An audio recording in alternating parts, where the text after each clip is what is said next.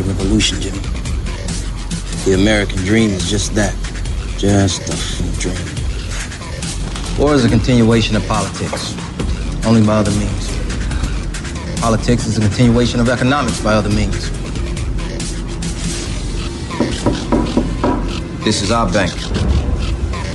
This is our war. And this is our plan of attack. Banks have become an essential threat to our democracy. So consider this justice. Thank you for listening to Revolution Radio at freedomslips.com, the #1 listener-supported radio station on the internet. Please help support this station so this battle can continue forward. Revolution Radio!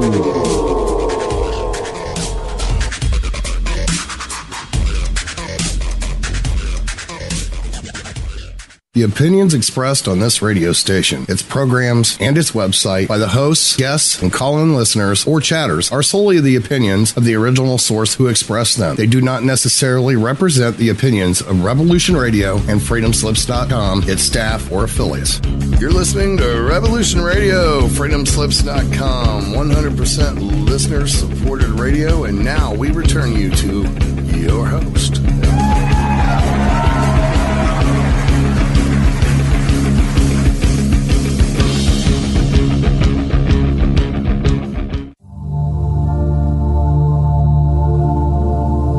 Welcome to Sacred Matrix, a divine paradigm of love and universal consciousness, with your host, Janet Kira Lessin and Dr. Sasha Lessin. Together, we transform the world.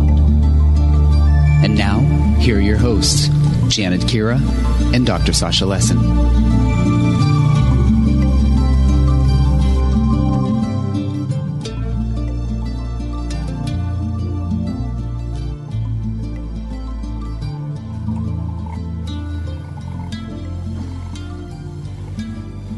Aloha.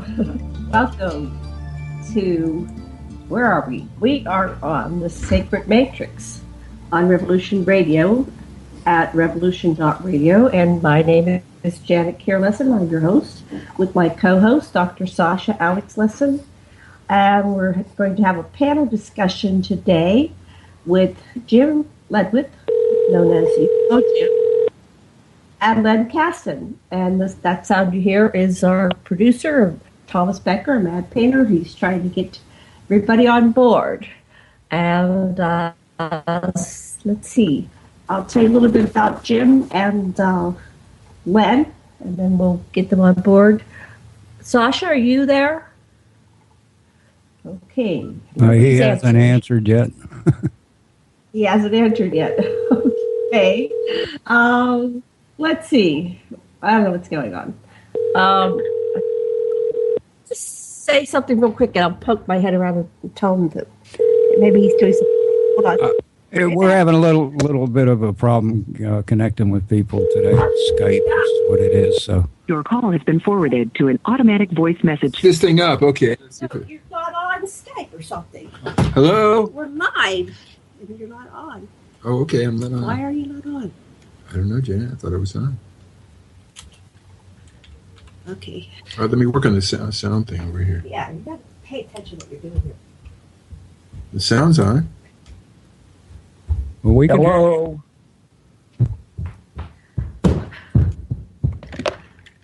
Did he pick up? Testing. Okay, Sasha, you there? Okay, good.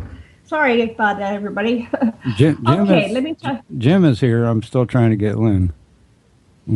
Okay, I'll text Len. So, Jim Ledwith is a UFO researcher. He has been for over 45 years. He's known as UFO Jim, and he is Sonoma's residential ufologist. So try his Skype, because that is showing on this. Okay, here I when I took your microphone off, it started working again. Now I'm talking to the computer. Can you hear me? Yes, we can hear you. Yes, I think you had it in the wrong post. Okay, so no. I'm trying to read this bio here, so just bear with me. Let's see, where was I?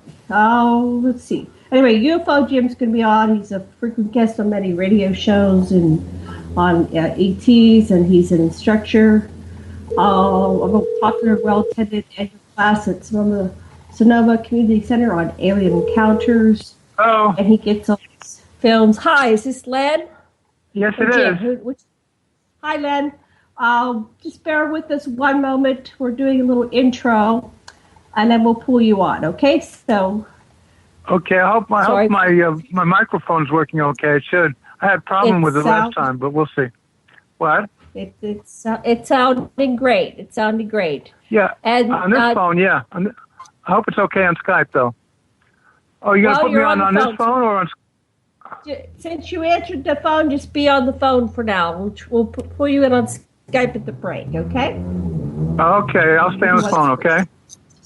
Yeah, just stay on the phone. Okay. And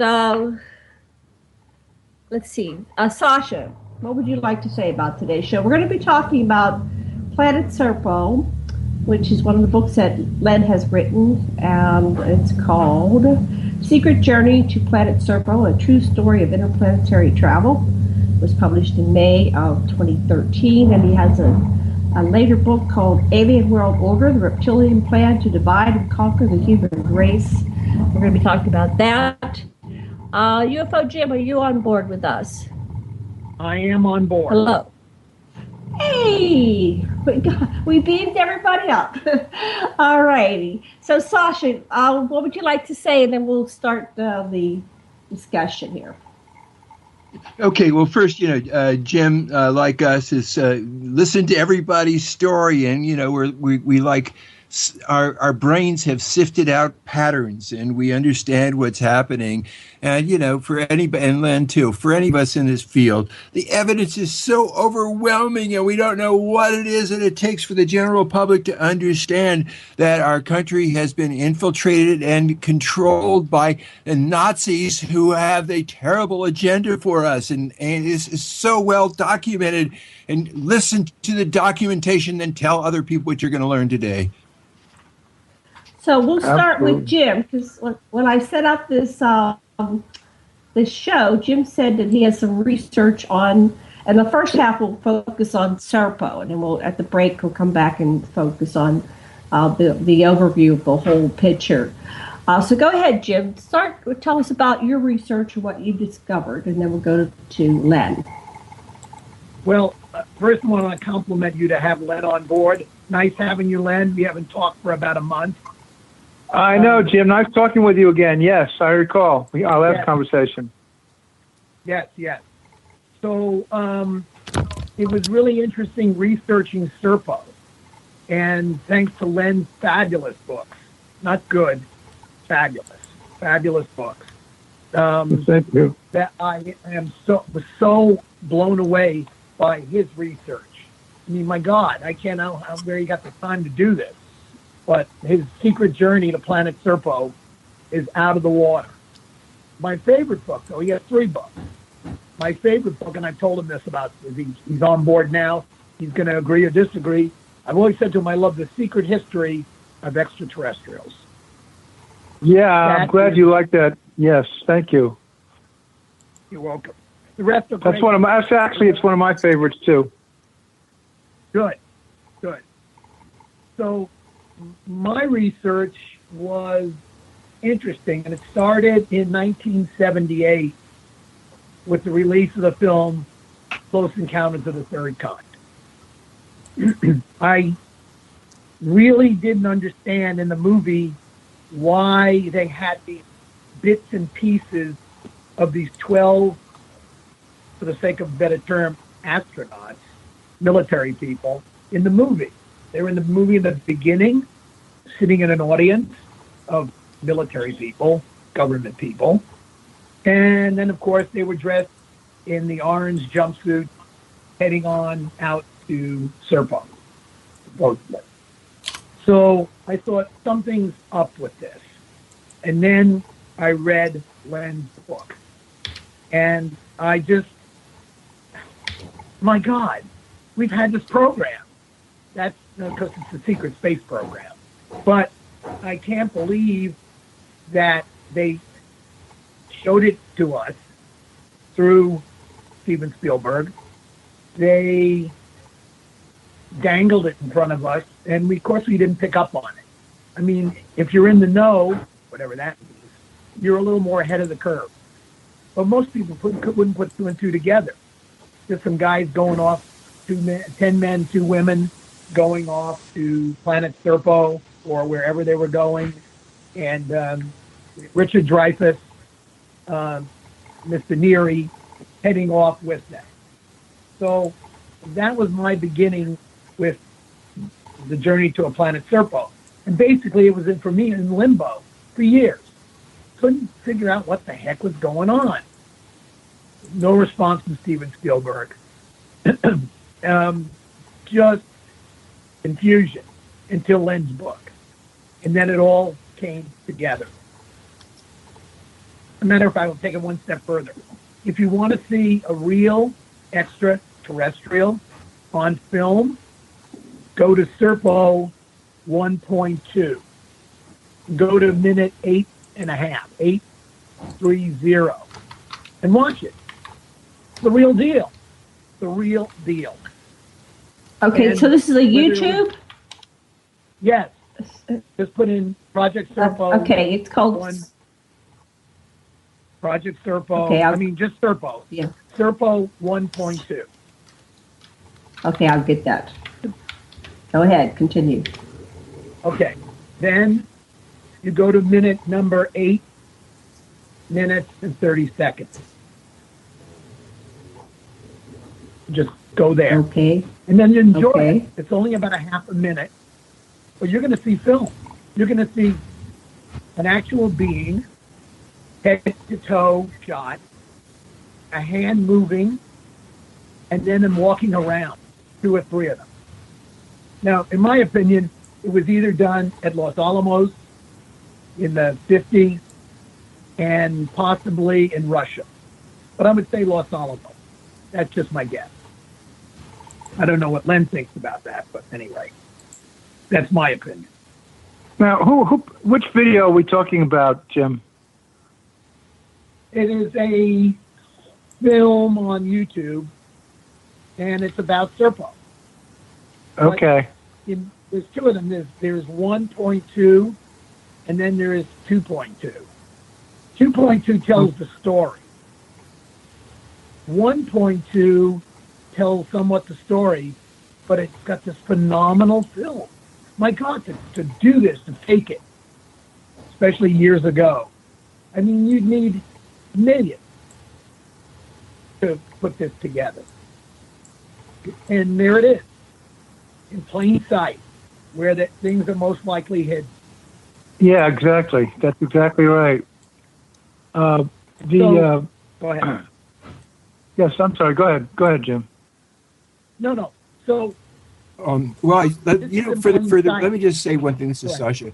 For the general listener who's coming in the middle of this, this journey to Serpo, the whole episode shows that we have friends among the Zeta Reticulate Greys, who and we've had peaceful inception of friendly extraterrestrials. And so let me just give that hint as we go on with this discussion. That's okay.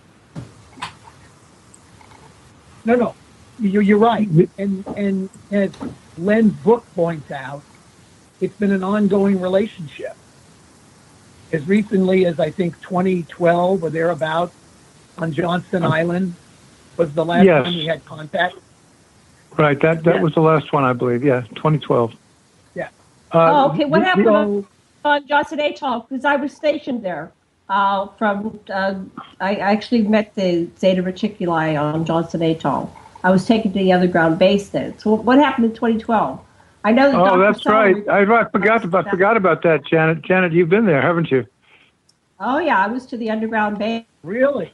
The underground installation. Yes, and I saw the 3 different size grays, and the real tall, like a mantis gray mix. It was different looking, and then I was taken to a ritual, and there were about 1,000 Anunnaki.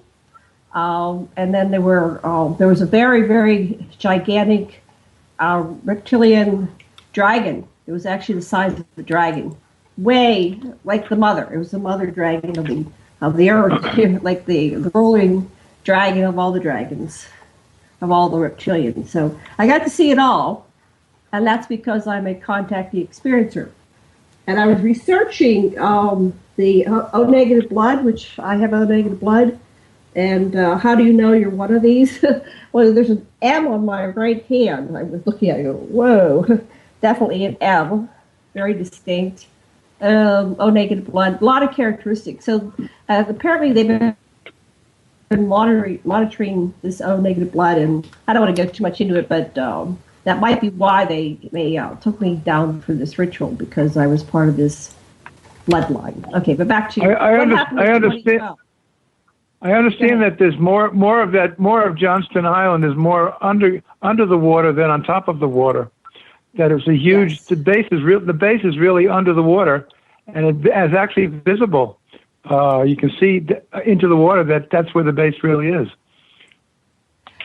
Do you have videos of that or pictures of that? I'd like to put that on here.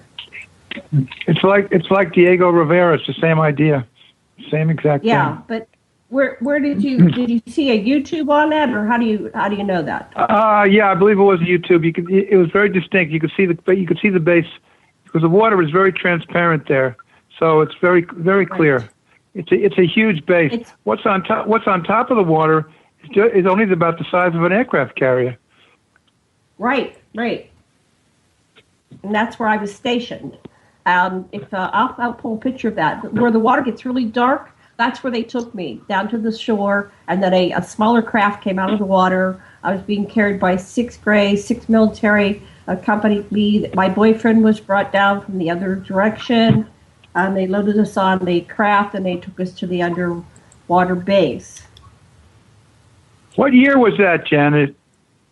I was on Johnson Hall from, let's see, when did I come here, honey? I've been here 20 years, so I came here in 2007. Or no, I'm sorry, I came in 1997. Yeah, we met in 97, right, honey? So, it was, I was stationed there from 95 to 90, spring of 97, like February of 97. Okay, that was before the last visit by the Evans. They came back after that. They came back again after that. Okay, so you'll have to tell us about where do you get this information? That's interesting, very interesting. What's the content? What's the content of the? Yeah, what did they do? Yeah. What at that last meeting? Right. Yeah. That was the one that we opened it up. We opened it up to a Vatican representative, to UN people. We opened it wide open to China, Russia, the Vatican, and other countries, and other State Department representatives. So at that point, we opened it up, and we made it known to all of those other groups. Wow. Yeah.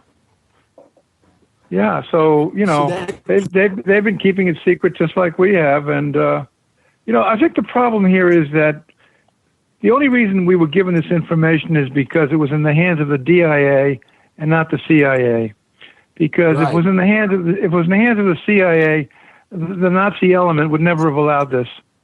So it was fortunate, and Spielberg was brought into it because they knew he would do something with it. Wow. So to get the bigger picture, we can't really. The Serpo thing is the Serpo saved us for a while from the Nazi, Allen Dulles and the Nazis who he brought over for paperclip and stuff. And Kennedy had tried to get out through MJ-12 whistleblowers and other means, and especially through the information that was supposed to be free now, the fact that there are white hats, that we do have these allies, but we've been taken over by the Nazis. And that's the context you've got to see the Serpo thing in. It's very important. We have friends that are trying to save us from this awful thing that we're caught in now. Right, exactly. And that was an example of that. With the Serpo story is an example of that. And that's why Anonymous wanted to make it public, because he was aware of all that. Yeah. Okay, so they opened this up, and they had. I know that Sala reported that in 2009 there was a meeting.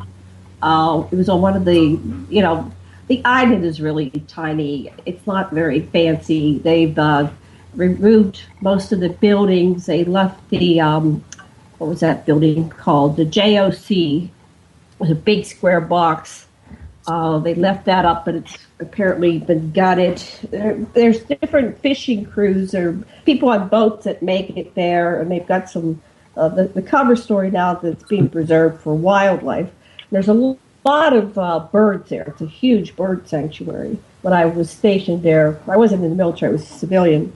You had to be careful where you walked, because you would walk on baby birds. It was amazing.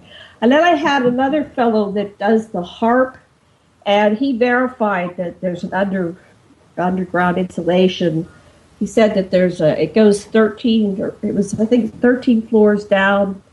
I have to look up his name. I'm drawing a blank right. Hayes or something like that. Hayes, and so he sent me a picture. He said, "No, it's occupied again, and there's a new building." And he said, "Yeah, we put up some new buildings, and if you go down by what we call the shark chute, after they ship everything in, and they would have these big mess hall dinners and leftovers, and they would just take all leftovers and go down to the end of the island and toss it in through the shark chute. And there were sharks. There were thousands of sharks, because they got fed steak and all kinds of stuff. So he said, down by there's an entrance. That part of the island, you couldn't go there because it was civilians were not allowed past there. Only people with really top secret clearance could go past the one point of the island. And their cover story was they had a chemical weapons plant where they were disassembling the weapons into their elements and neutralizing them. But when I was there, the Russians came. They had a couple mock war games, and one had the Russians. It was definitely international. I was just that must have been the one I was talking about then. No, that was earlier. It was earlier than that. Well, that was in the 90. I was there from 95 to 97. So we would have different countries come and visit the facility, and they had this whole cover story. But they were probably, now that I'm thinking back, they were probably going to the underground installation. But they would come out to we had a restaurant, not a restaurant, like a bar, and we had karaoke, a place where the civilians could gather and the military could gather, and you had some entertainment. So you would see them coming through, all these different people from all over the planet coming through. And so the cover story does fit. They were coming to just, see this chemical plant. They were coming for the underground base. Now it makes sense. It made no sense back then. But when you were there, you had no knowledge of the Serpo story. Is that true?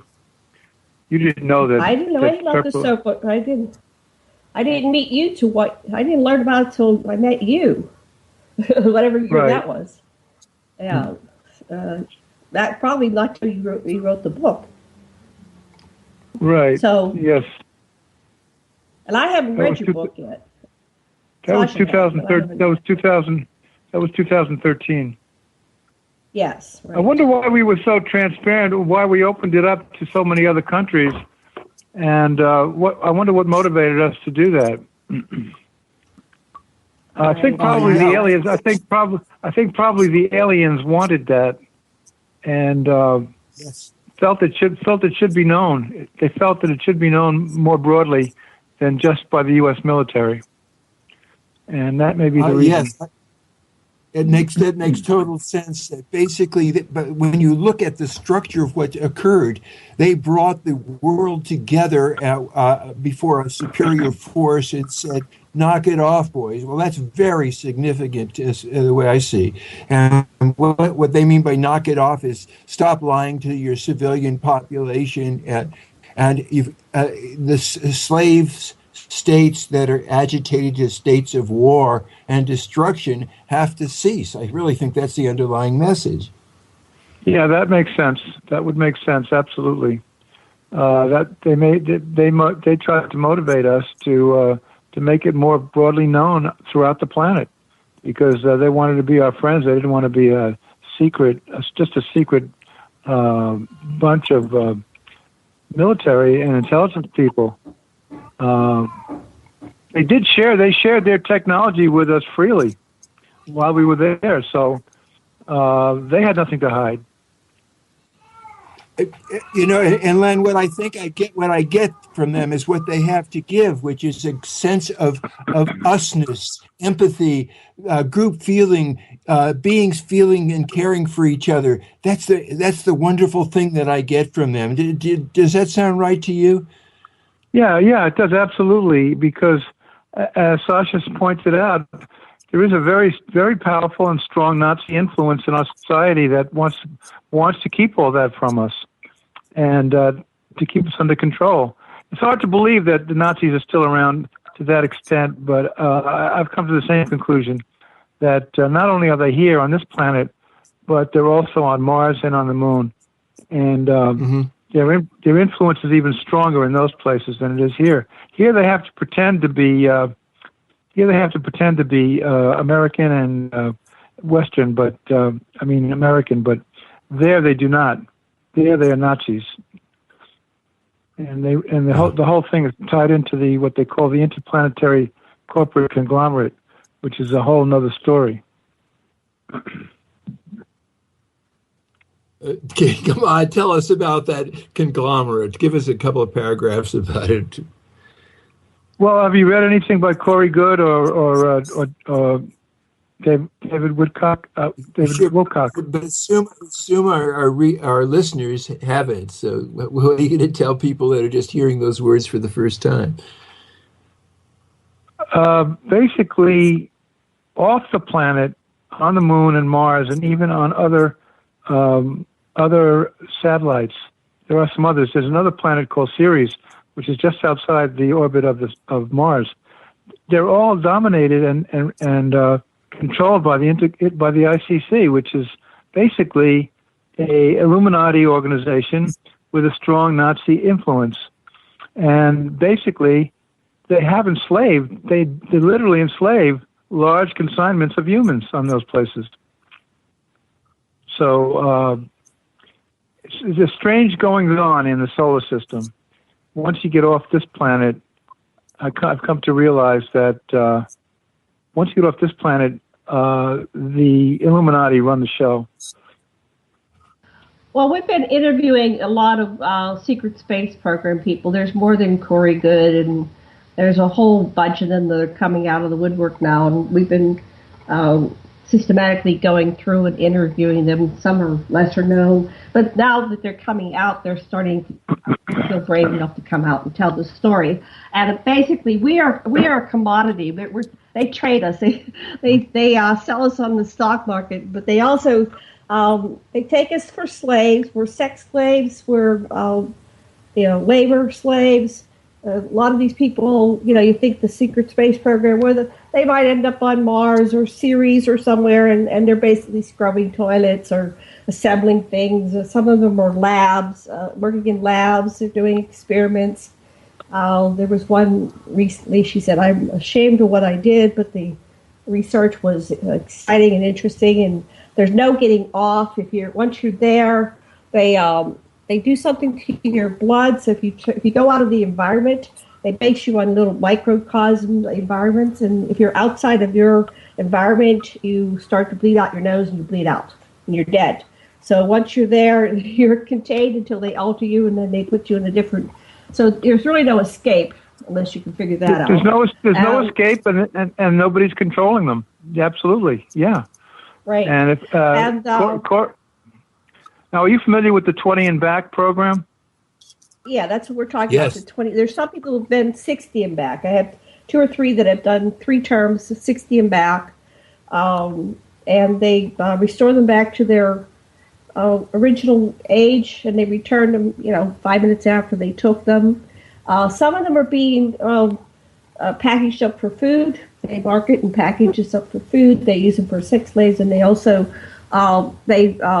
robotize them. They use them for cyborgs, create cyborgs, and some of them will do mindless things like pilot ships, which they're out in space for a long time. The slower transport ships. Oh, sorry. So back to what do you guys? Oh, well, I just want to say, this is Penny Bradley talks about her work as kidnapped as a kid and so forth, and having going through this whole 20-year cycle of all kinds of experiences, and then being back the next day, as far as her mother was concerned, and all this happened just in the course of an evening, and so it's got something to do with the way they alter time for these people too. Right, that's exactly right. That's something they have the ability to modify time, but it really truly is an amazing technology that they can do that, and yet once these people who have been through the program start to remember, they do start to remember in detail. So the memories are there. Memories are there. Yeah. Absolutely. That's the beauty. As a hypnotist, I when a person is ready, all that stuff can come out. And the people that have been brave enough to share it right now have taken a lot of flack. But now I think it's getting more and more desperately needed, and people are less afraid to come out with the truth. Yes, this is a terrible thing, and it's going on, and we have to recognize it before we can do anything about it. And I think your work is really helping that.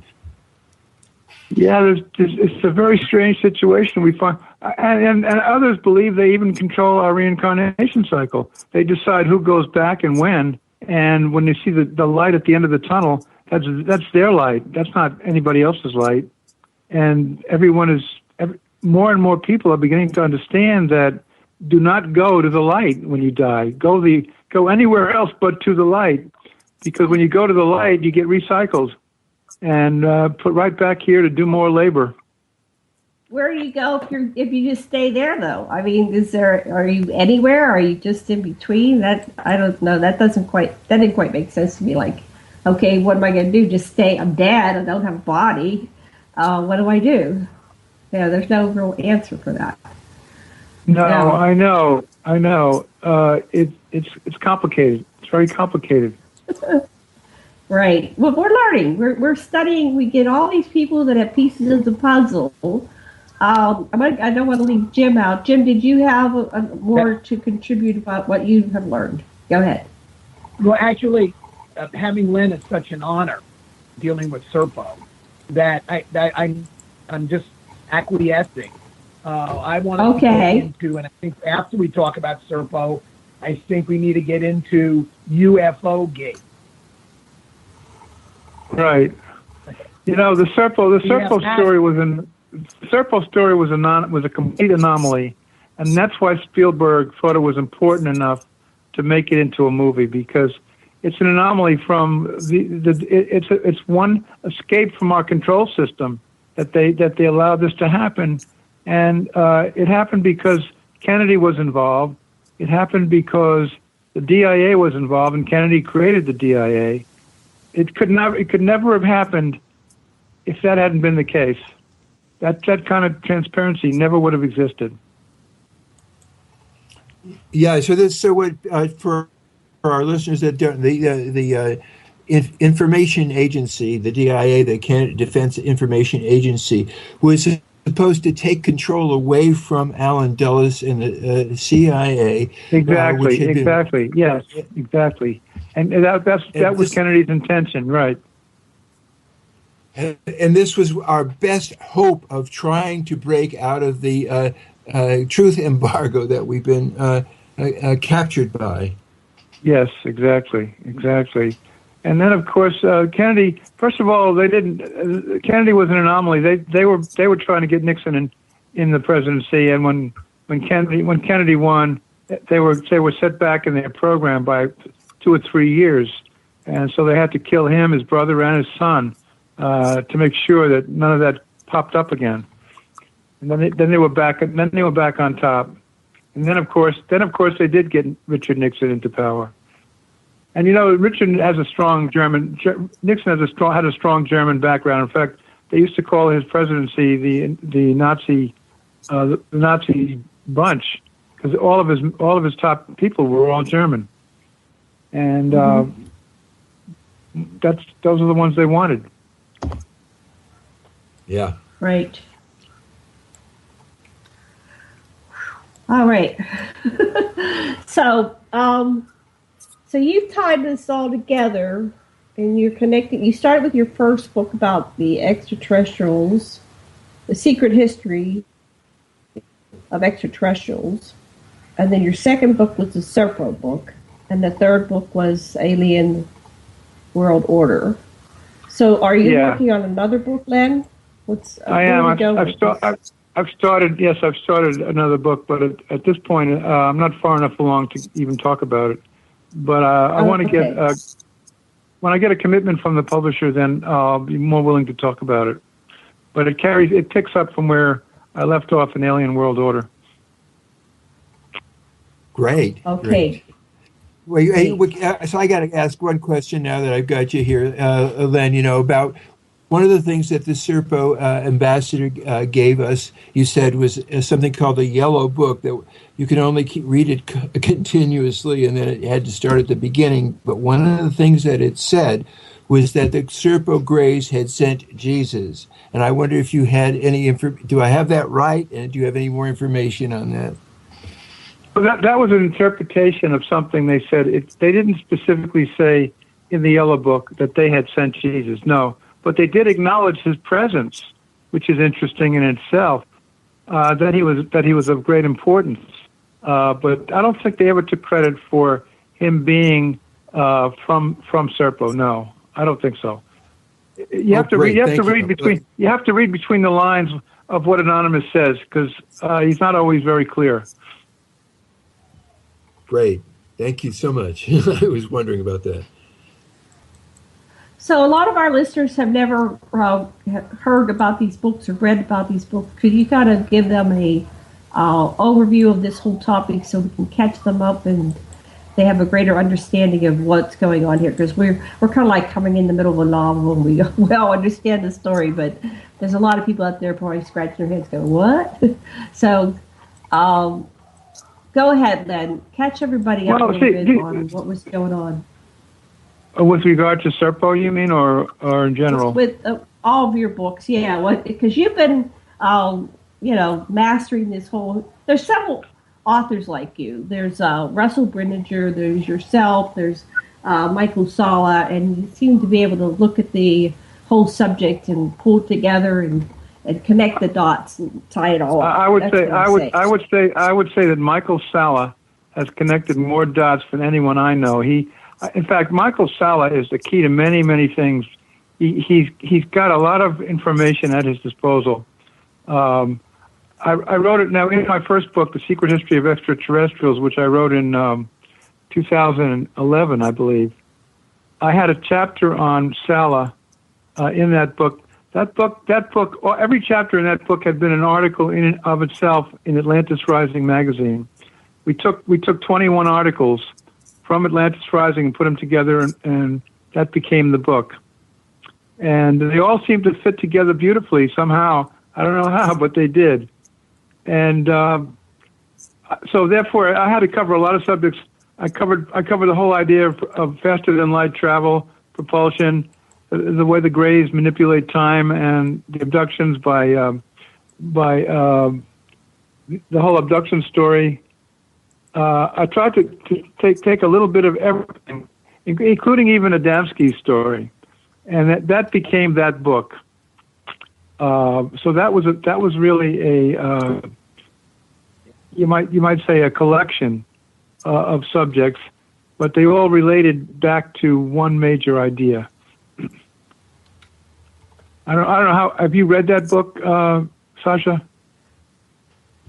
Yes, I read everything several times. There's, it's wonderful. I'm particularly impressed by the stuff about Stuart Swerdlow because he seems so right on, and I love the way you sort of summarized each of the contributors and how they've advanced the field. It's just wonderful for me. Yeah, thank you. And Swerdlow's great guy, and very much underappreciated and underrepresented. He's the real thing. I think Swerdlow's the real thing. And I think it had to do with the fact that he was brought up in the Montauk situation of what he experienced at Montauk as a young boy, and the fact that he survived that alone is amazing. Yeah, and it's not just that. He's also his uncle was the president of Russia for a short time. I know. Yeah, that's another wrinkle in that little story. Well, how does that tie into this anyway? It's the bloodline. He's the bloodline. That's why he was selected. Oh, it's the bloodline. Okay. The royals That's right. are all. I've been studying. Wait, let me say a few things, and then you can take it. Let me say a few things. I've been studying all these shows, The Crown, Victoria, all the royal documentaries, because that's the Anunnaki. That's basically it. And it's all about the bloodline. So the royals, they're all related. The British royals, they married into the Germans. They married the Nazis. They're all one thing. And they can only mate and breed with a small gene pool. And so when Victoria had her children, she sent somebody up to Russia to marry there, and then they got wiped out. When the Tsars got wiped out. They're all descended. They're all descended from Victoria. They're all first cousins. And the blue bloods. The reason they call them blue bloods is because they're of reptilian origin, and the reptilian blood has more copper in it than human blood, and which tends to be bluish in color. And that's how they got the term blue bloods in the first place, because they're all basically reptilian. They're all basically reptilian hybrids. That's what it's all about. And based on the percentage of reptilian blood, makes them either more or less of in the Illuminati class. Well, they're basically Anunnaki. It's Enki sent the royals when he was going behind the scenes. And the not just the royals, but the priesthood. He established the priesthood and the kingship, and that they are his hybrid children. So you're saying that it's a different bloodline, but all the blue-eyed people descend from one common ancestor, and it was about 1,000 or 2,000 years ago. The blue-eyed people emerged. So there's all different eye colors, but no blue. The blue and green's like a subset, but the blue eyes emerged. You can look that up. It's YouTube. There's articles, all kinds of stuff. I'm not making this up. So anyway, they're all related. And Victoria married a German. Albert was German. See, they could only breed. So was Victoria. She was German too. Victoria, they were first cousins. They were first cousins. Exactly. They were worried about. They weren't the Germans ruling the UK, but they did. And I'm some kind of bastard line of this. I'm looking at it and I'm going, what the hell's going on? And I've got O negative blood, and I'm half German. I'm part German and English. So there was some kind of, even with my ancestors, they sent me out, and it was like, because I did the Ancestry.com, and I went, wow. I thought I had a lot of different things because my family's been here, but no, they're basically, when you're part of this bloodline, they don't tend to mate with other people of other races. Maybe they can't. Maybe that's right. So negative. Yeah. Janet, let me ask you something. and Sasha, Janet and Sasha and Jim, how do you suppose they're able to do this 20 and back thing? How can they just suddenly take you away and then bring you back to the point right after they first took you away, and yet you've lived 20 years? It's amazing technology. I'm really find it incredible they're able to do that. You can get an idea of it. One of the things that Russell Brininger tells me is he's an EMT, emergency medical guy, and he says you could be preparing somebody for an operation. You give them this drug that we have, that our anesthesiologists have. They'll be saying a sentence. In the middle of the sentence, they'll stop. They'll go unconscious, and then in the operation, the doctor can actually pose to this person who's unconscious questions. How does this feel? And the person will respond in the here and now. And then, as the drug wears off in the recovery room, the first thing that happens is that patient finishes the sentence that he was making before the drug hit him. That's our technology that our doctors can do now. So it's the same kind of thing. That's what it's, that's what it is. Yeah, they can do. I know. It's amazing. It's amazing. Truly amazing. And I think they have soul transference. I was just listening to one of my whistleblowers yesterday, and this person said that part of it, when there were people that would not comply, they were first sent to the center of the ship, right? They had the bowels of the ship, right? And if they still would not comply and obeyed, they took them and sent them to they could send them to lesser forms, but she went over to this dog kennel, and they said, "Oh, don't go over there." But she was trying to go over there, and she looked in and she recognized it was somebody that she knew that had been sent to this punishment.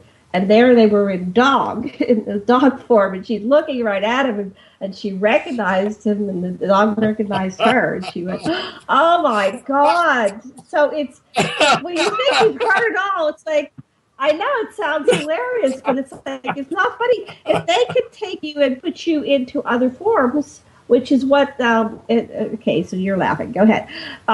The alien interview, and I forget the man's name. I interviewed him 3 or 4 times. In the book Alien Interview, which was about the nurse that came forth with all the story, that she interviewed the gray that survived the Roswell crash. Those are avatars. Yeah, right, exactly. I know what you're talking about. Yeah. So our human bodies are just avatars. So they can regenerate it. Maybe people are being put back in clones. Maybe they're just we don't know what's really going on. But I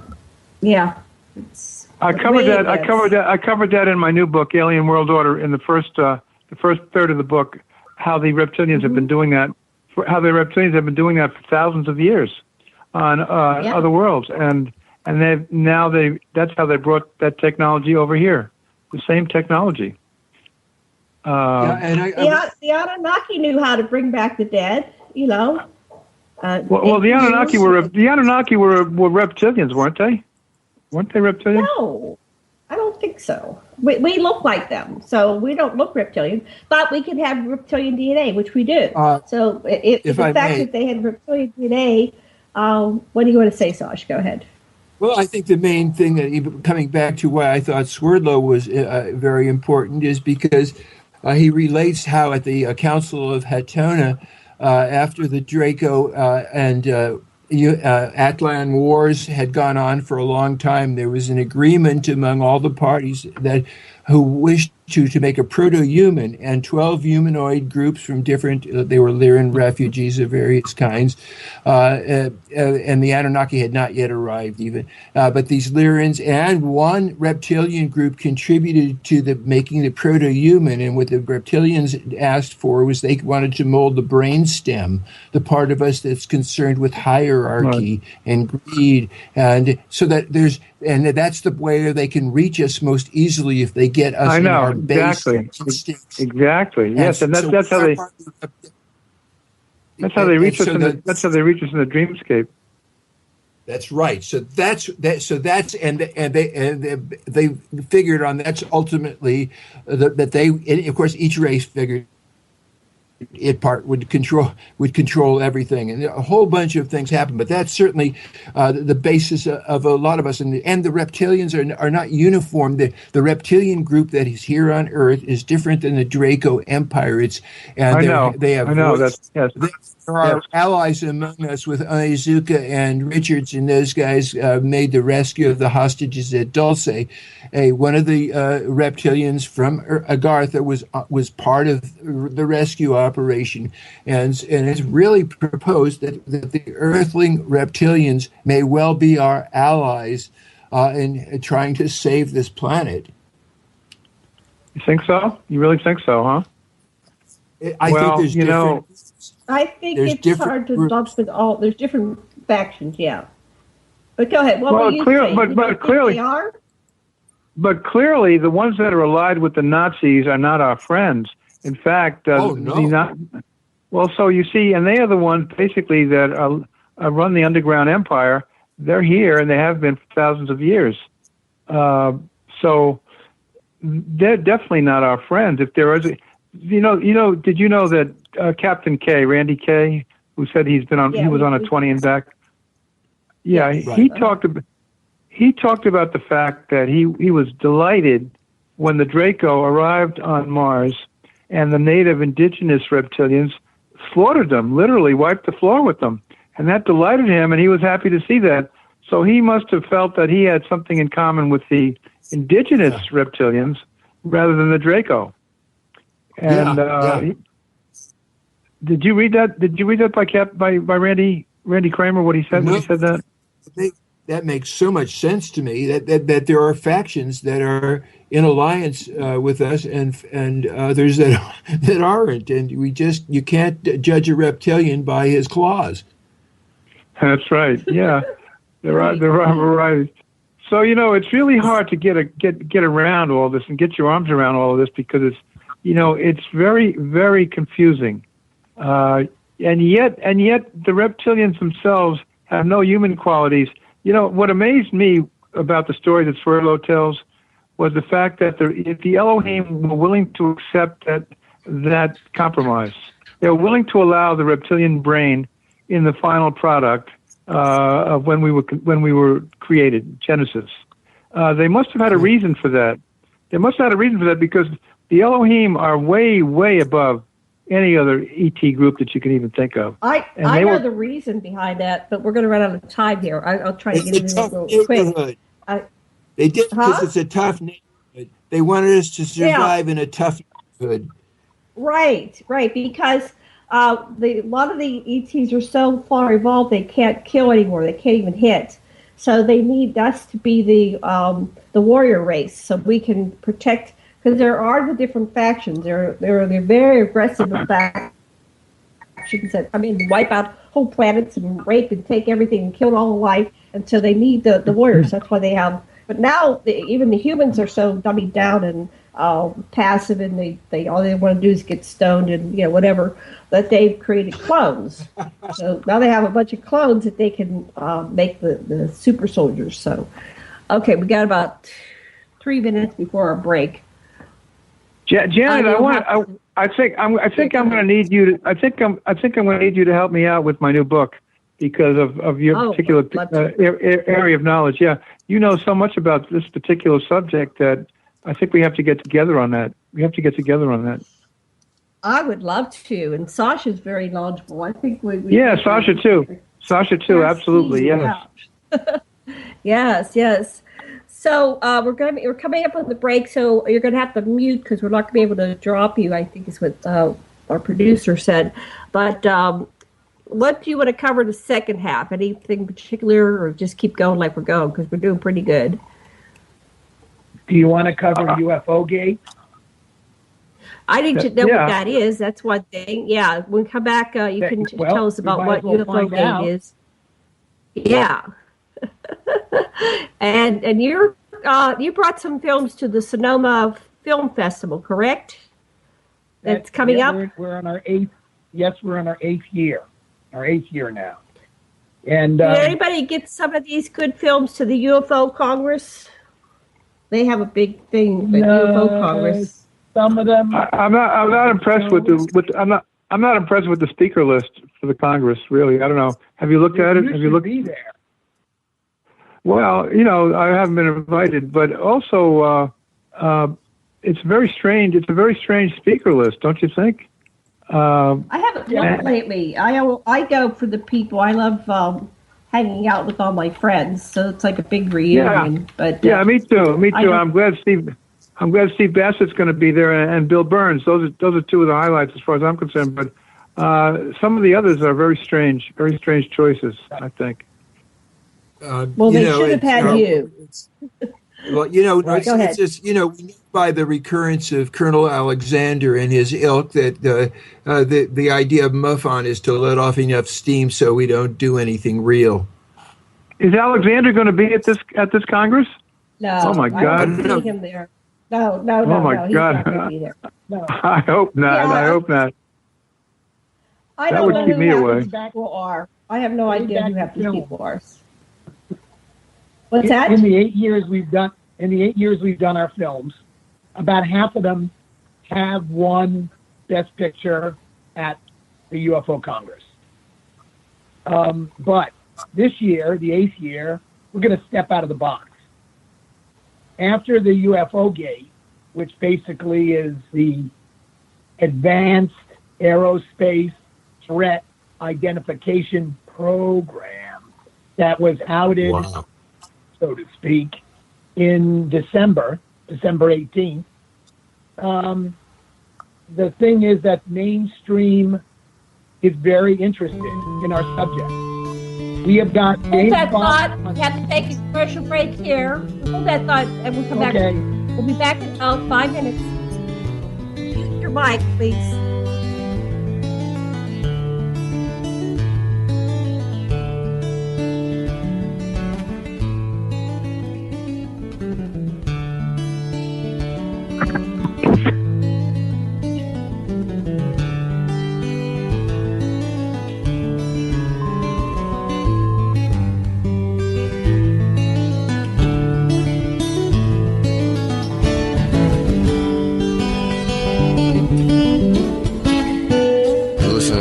Radio at freedomslips.com, and we'll be right back after this message.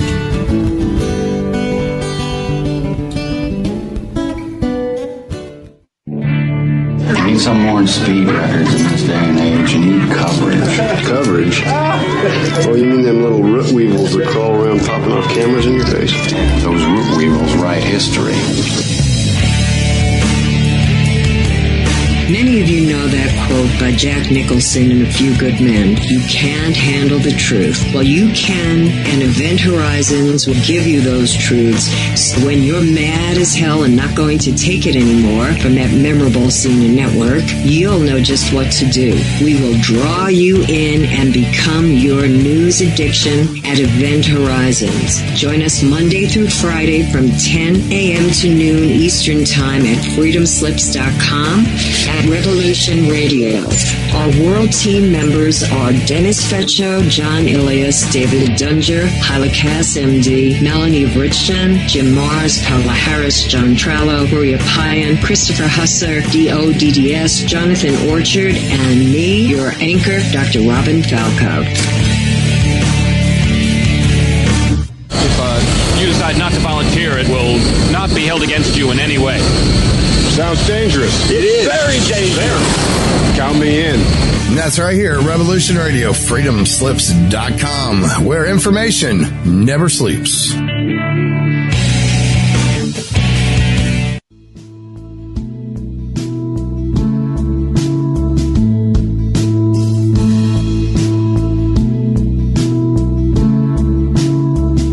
Is your data safe? Do you have the necessary information to assist you in confidently living through just about any survival situation? Is survival and gardening, off-grid living, medical knowledge, or even natural or man-made EMPs on your list of personal concerns? Do you have your documents and your personal information in a safe place in your hands where you know where it is? Well, check out our preloaded EMP-proof thumb drive.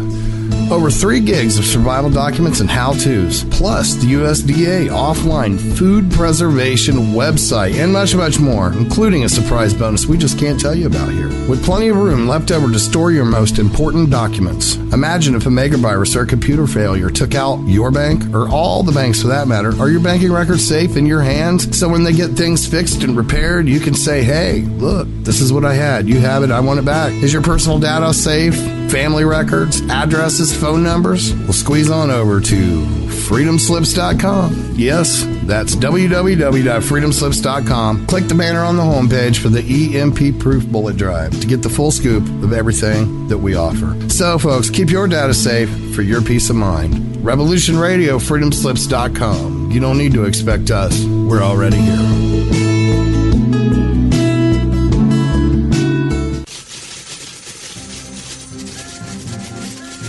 In breaking news, a visiting Syrian diplomat reported today that their population is evolving rapidly and advancing into a 5th dimensional consciousness. They are seeking peace with all cosmic cultures, which may mean that the Earth will be asked to join the prestigious Galactic Federation of Light Alliances. Please join Debbie West and Michael Hathaway on Lost Knowledge, Saturdays, 3 p.m. Eastern Standard Time in Studio A, for the latest breaking news on the Star Visitors' peaceful contact and the ongoing project of cleansing the Earth. This is the people's war. It is our war. We are the fighters. Fight it then. Fight it with all that is in us. And may God defend the right. Warning! Warning! We gotta stop them! They're gonna kill us all! See how the trouble you've started? Be they the government, be they industry, be they organized labor, be they anyone, or human beings. Time when the operation of the machine becomes so odious, makes you so sick at heart that you can't take part. You can't even passively take part. And you've got to put your bodies upon the gears and upon the wheels, upon the levers, upon all the apparatus, and you've got to make it stop. And you've got to indicate to the people who run it, to the people who own it, that unless you're free, the machine will be prevented from working at all. Revolution Radio at freedomslips.com, the #1 listener-supported talk radio station, throwing ourselves upon the gears of the machine. Revolution Radio, where information never sleeps. You called down the thunder, well now you got it. Right. You tell them I'm coming, and hell's coming with me, you hear? Hell's coming with me! Revolution Radio.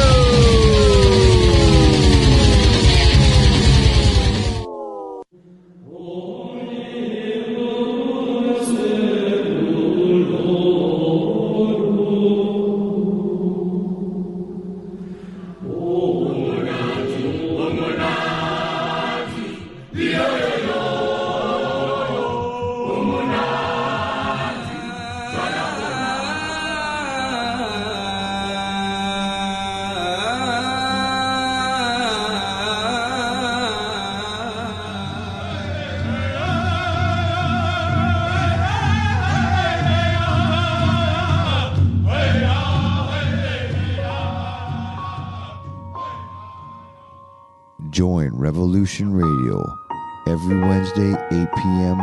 Eastern Time on Studio B for Momentary Zen with host Zen Garcia at freedomslips.com, the People Station.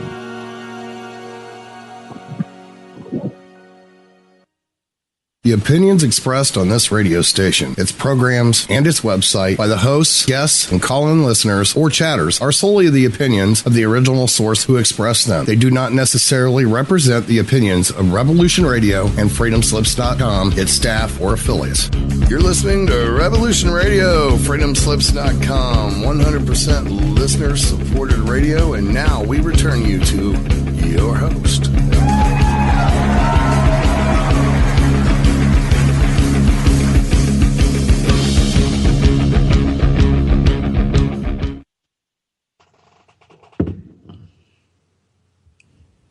Janet? Sasha? Janet, are you there? Hello. Janet's here, but she's talking to nothing because she forgot to unmute again. Anyway, welcome back, everybody. This is Janet Kira Lessin and Dr. Sasha Alec Lessin on the Sacred Matrix on Revolution Radio at revolution.radio, and we are doing a panel with Jim Ledwith, Len Kasten, myself, and Dr. Sasha, and of course Thomas Becker. You can always chime in. That's our producer.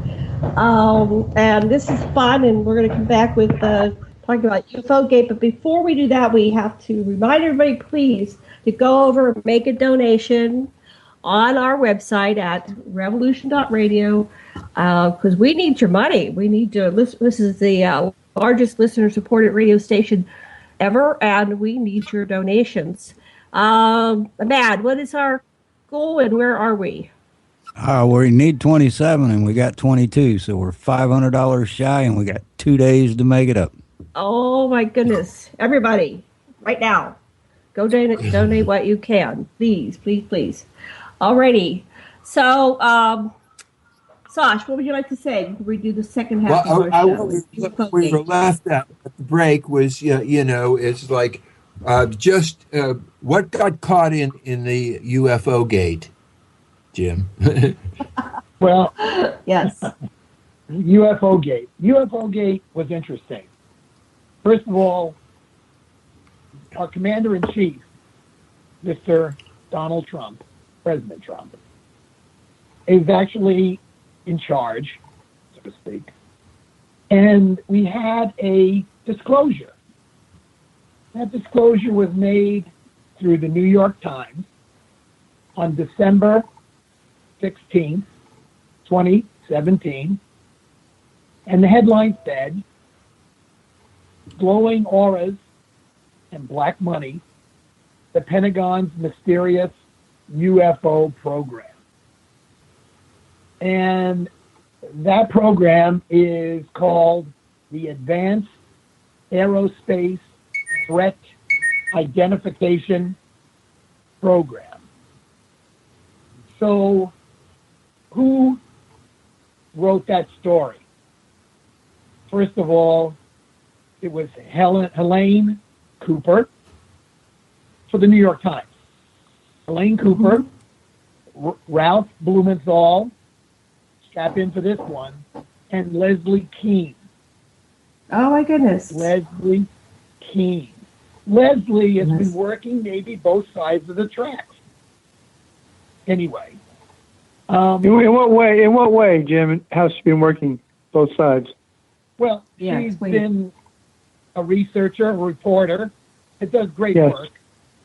Yes. And she wrote a book. She wrote a book. Yes, she did. And that was kind of the mainstay of her being involved with these people. What I mean is, think about it. Here is an article in the New York Times. Kind of sounds like Watergate. Sounds like the Pentagon Papers, Daniel Ellsberg. But what it sounds like to me is that that this article comes out 2 days later on Fox News, repeat, Fox News with Carlson Tucker, who's on it, but on the 20th of December, 2 days following that article in the New York Times, is Commander David Fravor. Well, who is Commander David Fravor? He was the pilot. Remember the Tic Tac in the sky? Well, anyway, in 2004, he was flying his Navy F-18 fighter jet approximately 100 miles southwest of San Diego and got to use the gun camera and took that fabulous video of which we got to see 2 minutes. So supposedly there were 6 minutes. Okay. So the world was told that there is this Advanced Aerospace Threat Identification Program from the Pentagon and spent $22 million. Well, first of all, you all know, and I think, that $22 million is peanuts. They have spent billions, if not trillions, on research and back engineering through the black budgets and through USAPs, unacknowledged special access programs. So what we had in December was a kind of a disclosure of sorts, a disclosure. Well, all of a sudden, the next day, James Fox is on CNN. One of the people we work with, Dr. Gordon Spear, was invited on NPR.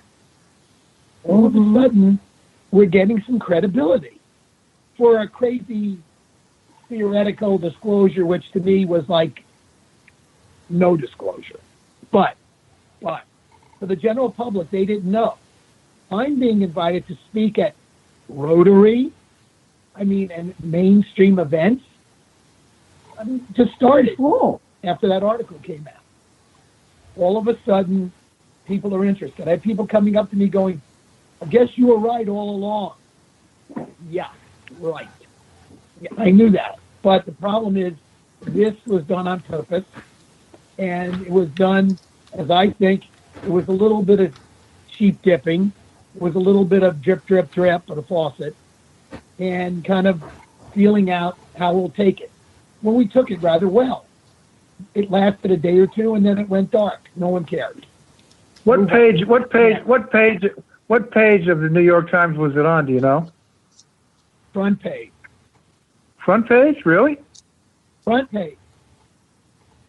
Yep. Wow. Here we go. Well, that's good. December 16th. And see, you guys and me and a lot of our fellow researchers, investigators, and reporters, we're so immersed in our subject that we didn't even pay a lot of attention, maybe some attention. We didn't pay a lot of attention to this disclosure. Stephen Bassett's screaming disclosure, but now he's admitting that we had a little bit of a disclosure. And that's why he's one of the speakers at the UFO Congress, by the way. So here we are with disclosure. Strange disclosure, but to have the pilot that took the footage on the jet fighter off the coast of San Diego in 2004, sitting on Fox News. Google him. You can see him there. The 2-minute interview. I did see that, yes. Right. So here he is doing this interview on Fox News. Hello. I mean, come on, kid. We know that was designed to suit. We knew it was designed to suit. And the general public, for 5 minutes, said, oh my God, something must be going on. And then 10 minutes later, what's on TV tonight? But it did see the light of day. I'm not very supportive of this. It was a very weak disclosure. And we all know that's nothing compared to what's really going on, as you guys have been discussing for an hour. I mean, the mainstream population can handle the truth very well. I think maybe it needs to be drip, drip, drip, but they got to pick up speed. So at our film festival on March 24th, Sonoma, California, at the Sonoma International Film Festival, our film will be UFOs and Nukes, made by Robert Hastings. It is unbelievable film. It's only 48 minutes long. Actually, you can see it on YouTube.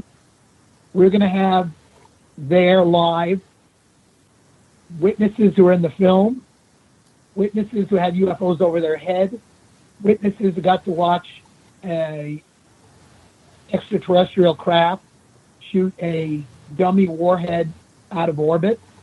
They will be at that film festival live. The film will be screened. It is getting a lot of play.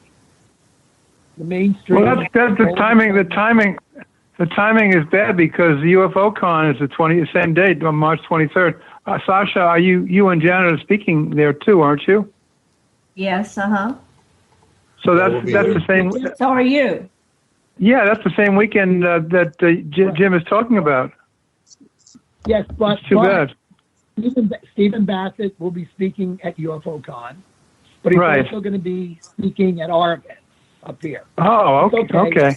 Yeah, everybody's simpatico. All simpatico. So how's that going to work out? When is it the same weekend or is it different times? How does that work? Weekend. Not well. So how? We don't know how to bilocate. Can't be at both. If you're down there to come up to Sonoma, California for this film, it's probably difficult. It's the film. Yes. It's Stephen Bassett. It's the witnesses, ex-military officers. It's that kind of thing. But remember, this is a mainstream film festival. I'm not telling you guys anything you don't know. But mainstream doesn't know. Mainstream, when they see the way E.T. has been screwing around with our nukes and the Soviet Union's nukes, they're going to be going, oh my God. And then to have the officers that were down in the control bunker with the key or standing above ground with UFOs over their heads, live, right there in the audience, right on stage, right along with the film. For the mainstream population, this is very important. For you guys and for UFOCon, you already know. There's no secret. But this is proof. Now, this is evidence. This is really cool, Jim. This is evidence. It's almost like you say, it might be a tainted disclosure, but it was like the test that Len relates, where Roosevelt was going to go public about ETs, and they said, well, let's do some testing. So they did this Orson Welles broadcast, and see, Roosevelt was, we keep it a secret, and that's when he started MJ-12. And so this Hawaii false alarm just was another one of those things. Now they're ready to disclose more. When you're the vehicle, Jim, you and your film are going to do it for mainstream America. This is really cool. Yeah, that'd be fantastic. Robert Hastings, who made this film, if he's listening, Robert, you did an unbelievable job. This is a well-made film. You guys need to watch it. You can see it on YouTube. UFO. I'm going to watch it. Minutes. You will be blown away by it. Blown away. What's the name of the film? UFOs and nukes. Oh, UFOs okay. and nukes. Real simple. It is unbelievable to see this film. Mainstream needs to see it because, like I said, you guys are already on board. There's no surprises here. But for the mainstream, which is like 99.9% of the population, it's really important to see this because when you have credible people that have incredible credentials and had rank and were in the Air Force and they were part of that happening, and they're going to be there. So it's not just the film, but they'll be there live here. Awesome. So let me ask you a question. They may have covered this, but probably not going to take about a year before it gets. So we were here in Hawaii that wonderful day on the 13th of January when the alarm went off in my phones, and it was quite surreal. It was like, okay, are we going to die in 15 minutes? There was no time to go anywhere. It's like, well, I think I just stay here and hug my kitties and we'll all die together.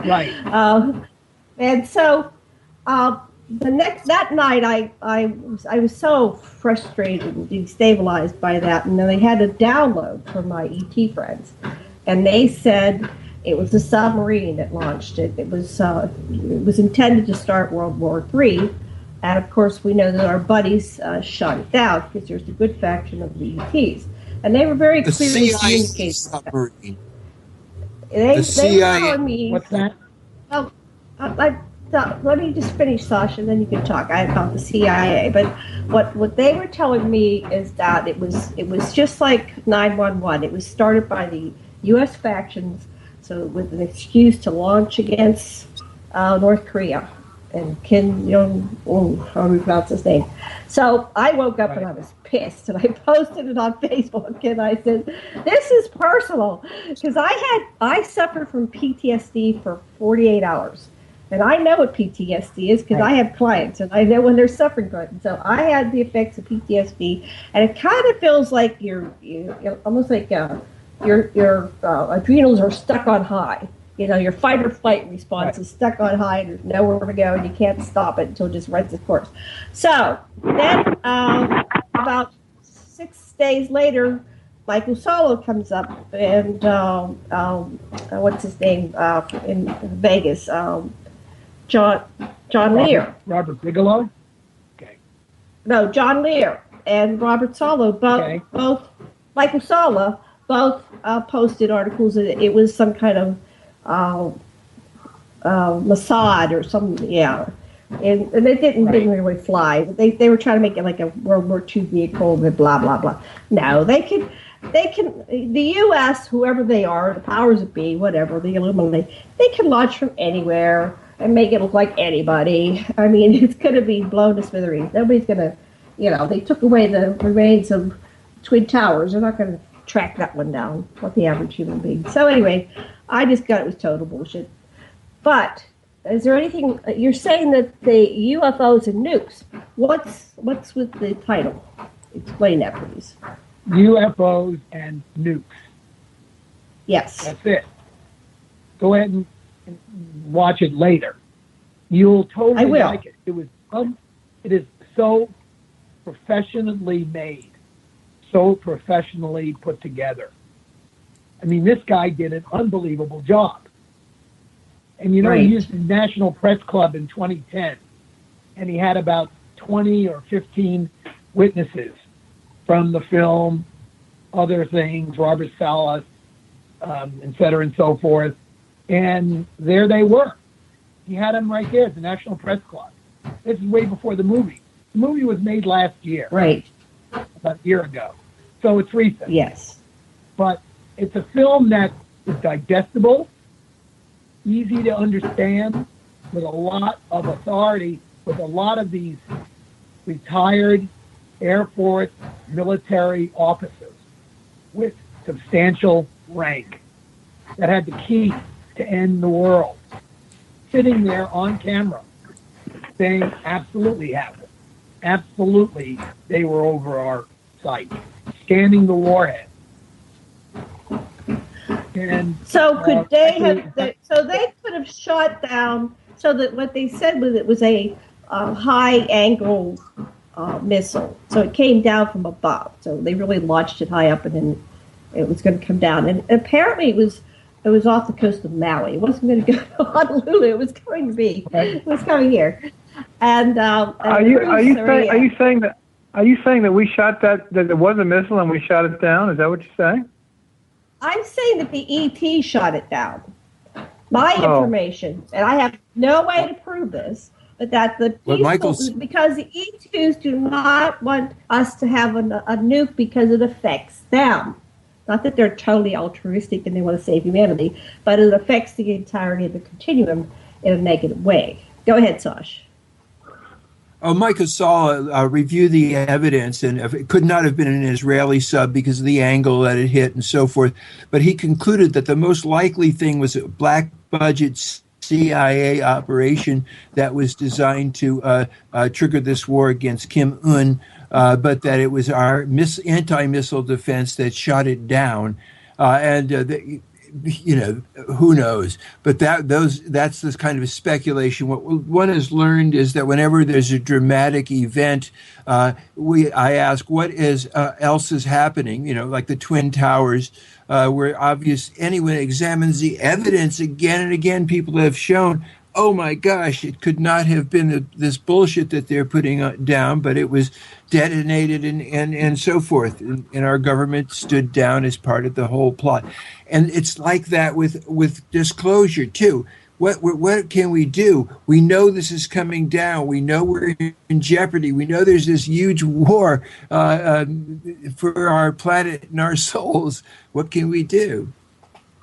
Well, is that why it took 38 minutes to to announce that it was a fake alarm? Is that why? Because yes, because if it really was the janitor hitting the button by mistake or something, or even a clerk doing the wrong one, they would have said immediately, "Oh, sorry," and it would have come to. It took almost an hour to get the message back in our phones again. Yeah, I know. So that explains the 38-minute delay then.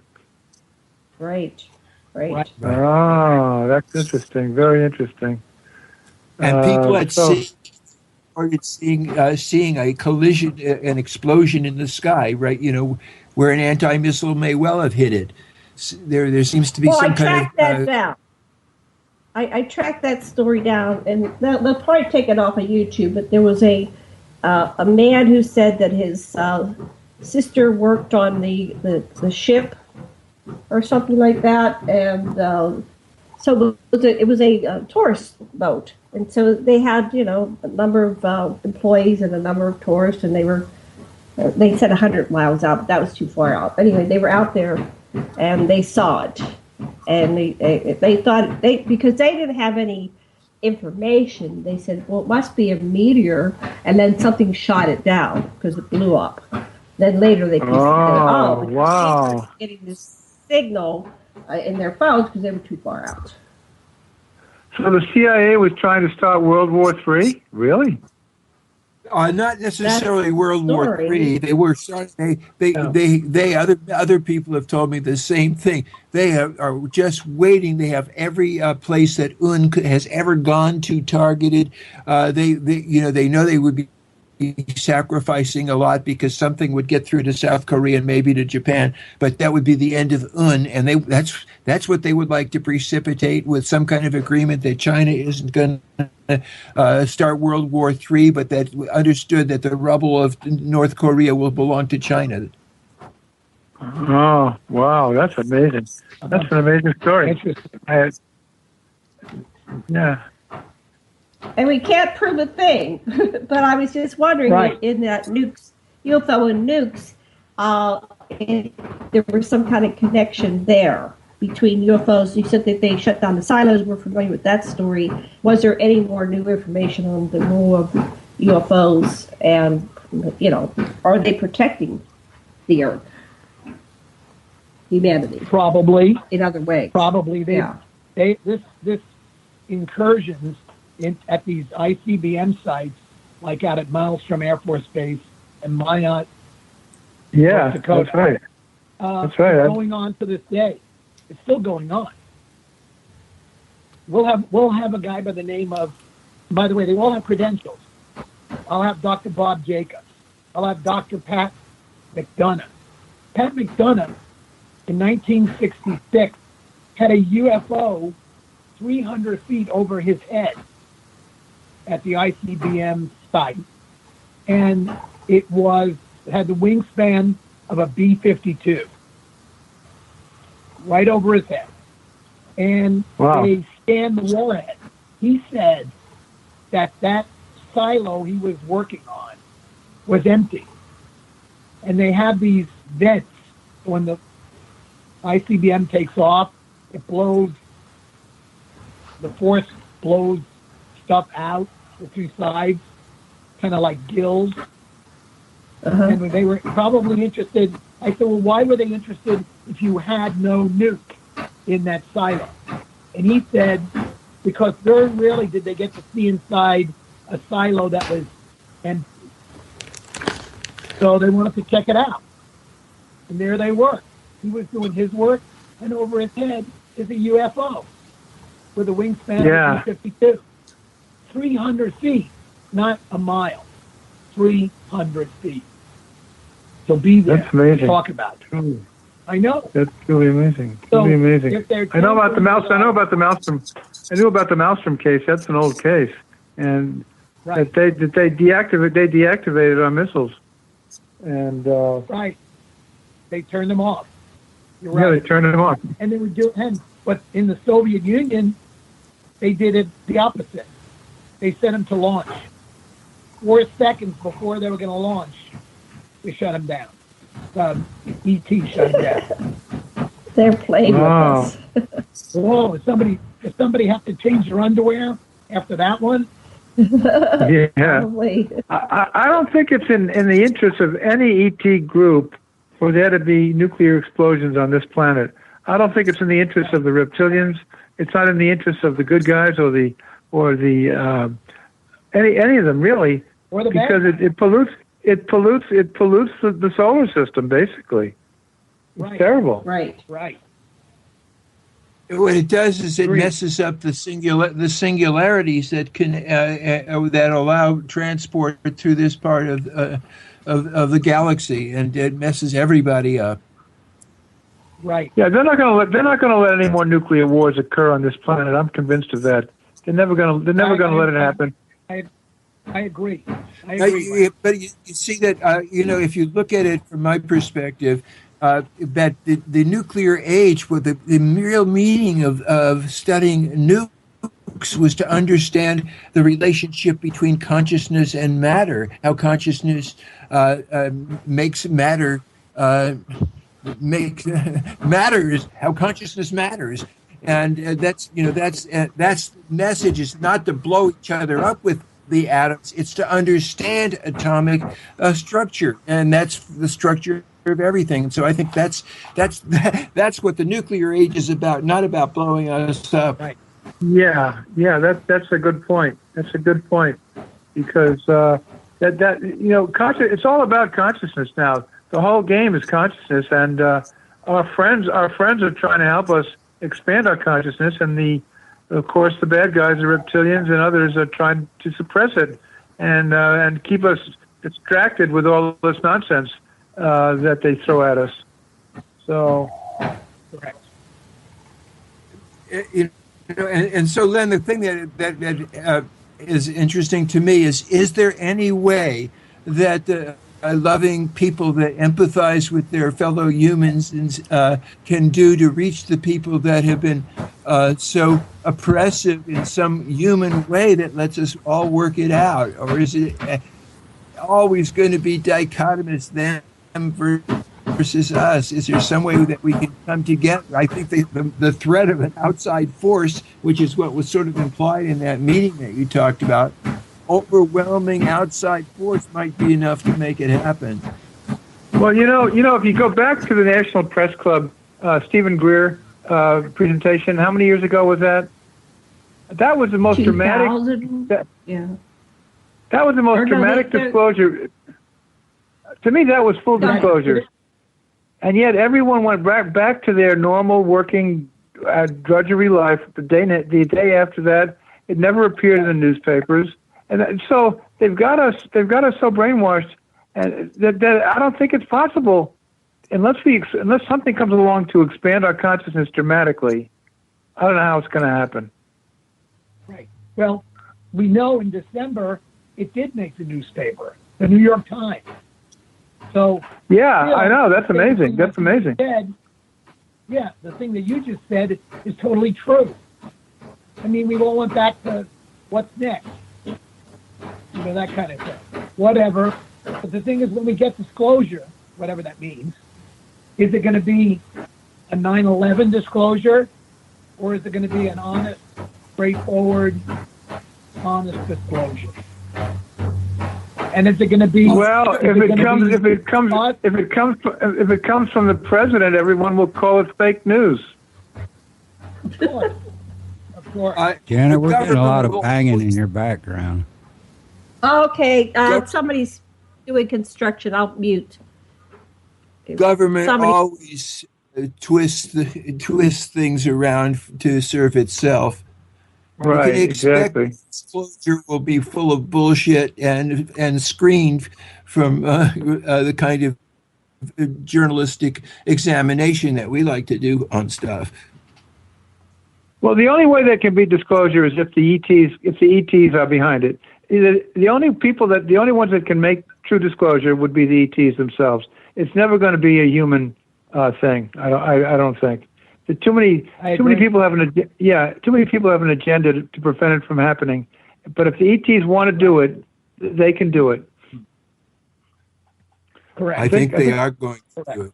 I think they're doing it. I think that's what's happening more and more and more. And these clouded hints that we get are hints that, well, you're ready for some more. You're ready for some more. You're ready for a big display.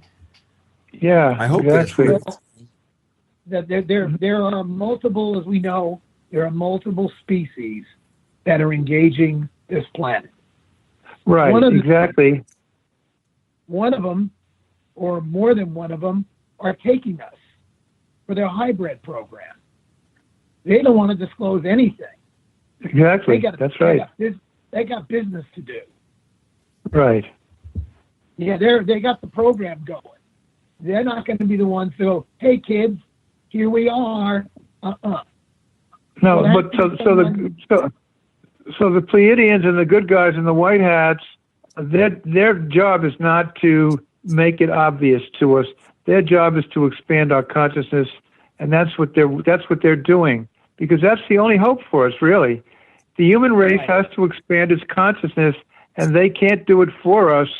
They're non-interventionists, and if we don't do it ourselves, we're doomed. We're doomed. Right. I think and you know what?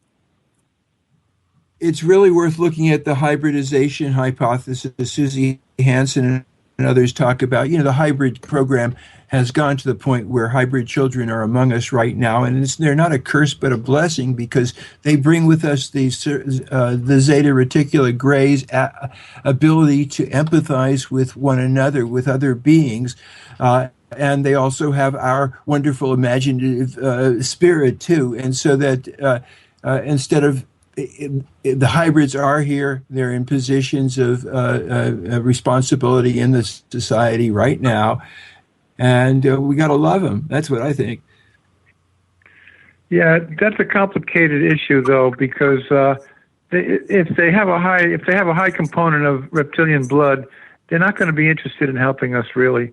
They're going to be interested in introducing a social situation through artificial intelligence that will allow the reptilians to take over. That's my point of view. I'm willing to discuss it because, I don't want to be dogmatic about it, but that's the way I look at it.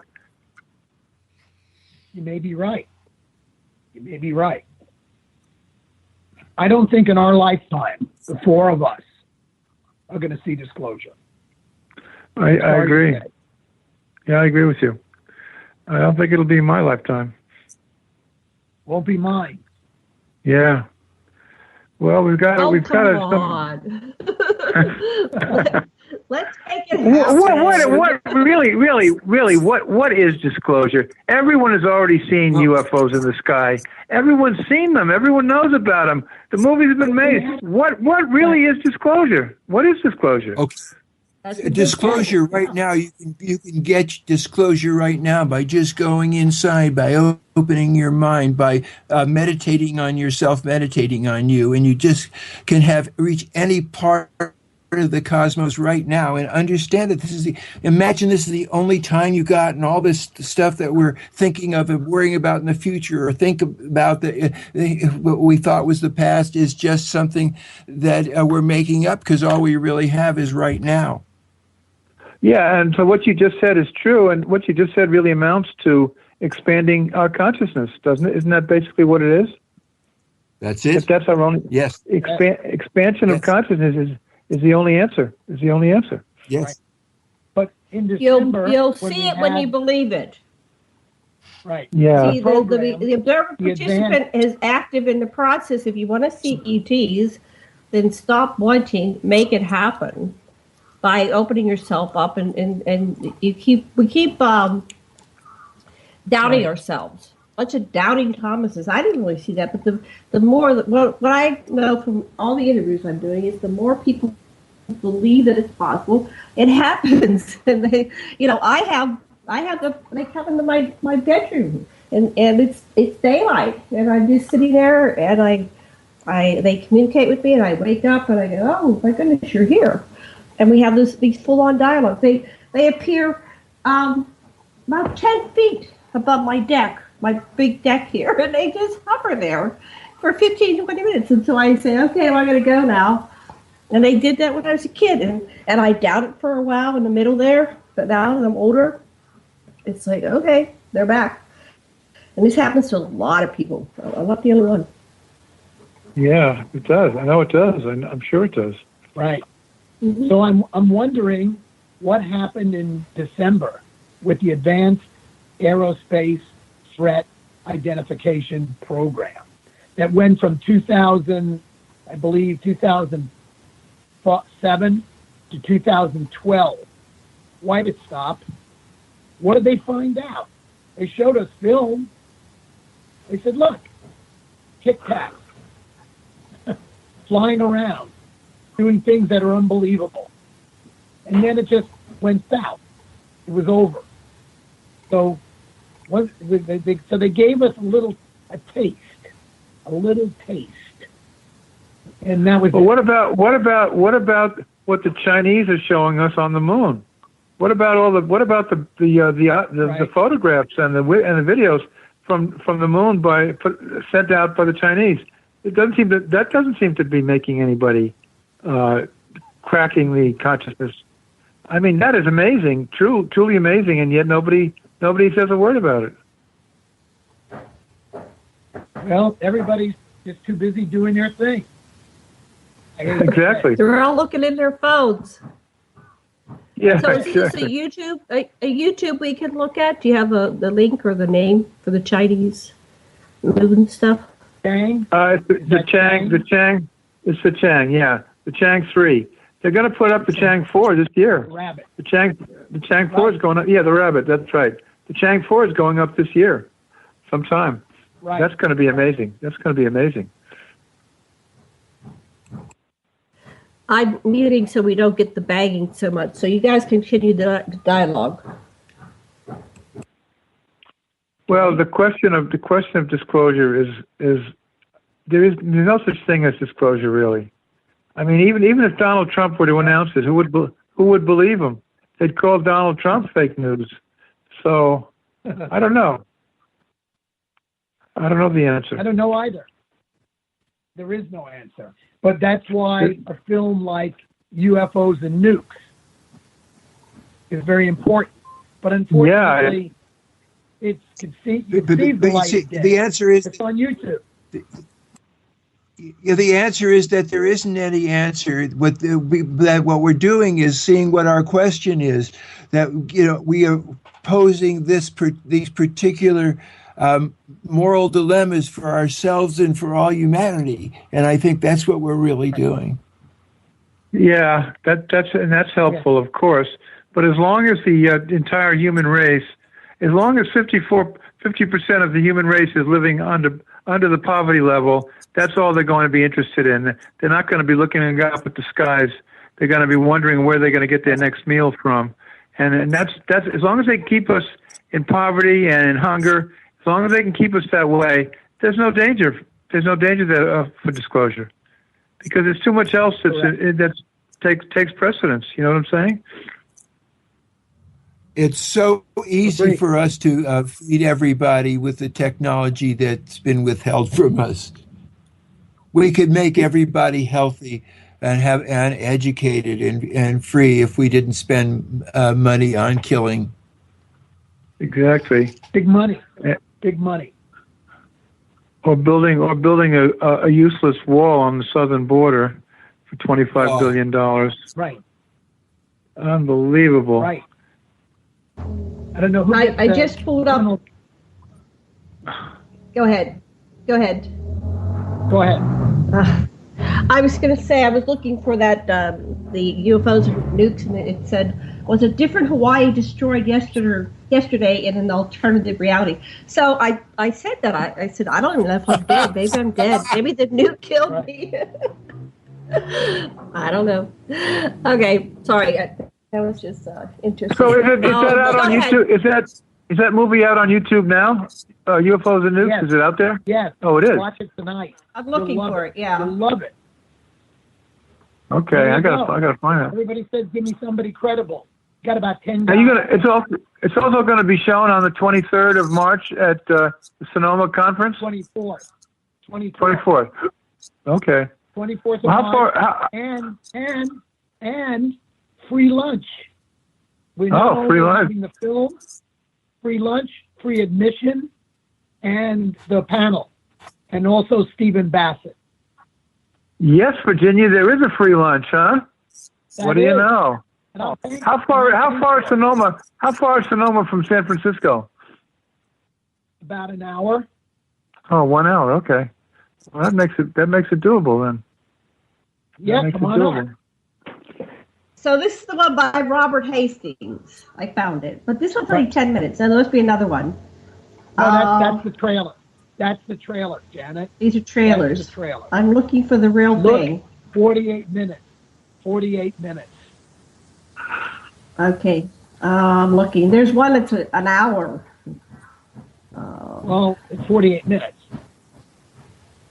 Okay. Nope, there's a couple that are over an hour, some that are 10 minutes, some minutes are 3. So I'll keep looking while you guys are talking. Okay, so we have about 15 minutes. What do we want to cover? We got a lot of people out there on the edge of their seats wanting to know what's going on here. Well, my current interest, of course, is the reptilian control of the human race, and I think that's still I still think that is the key, because they control all of the sources of propaganda through the various media. So I still think they are the ones that are keeping this under wraps deliberately, because the less we know, the more we do the more we do their bidding. That's my particular angle right now. Well, I agree. There's somebody that's controlling us, and so the reptilian energy definitely is a faction that doesn't respect our consciousness, that views us as a commodity and something they can sell. They're about money. They're all about money, and exactly. Yeah, we are still slaves. The illusion that we're free is an illusion. We're still slaves on many levels. And what people always say is, "Oh, Trump's going to be this hero." No, anybody that's got millions and billions of dollars is not in the same club as we are. They are. We're not going to be going to the underground or off planet to be saved if there's a nuke. We don't have a ticket. We're not going to be considered. These people aren't going to invite us to come live with them. No, so get over that one. But I've been researching it. Who is the one that's at the top of this dung heap and controlling? And it points to the British Royals, which are the Anunnaki. Now, that goes to the question, are they really reptilian?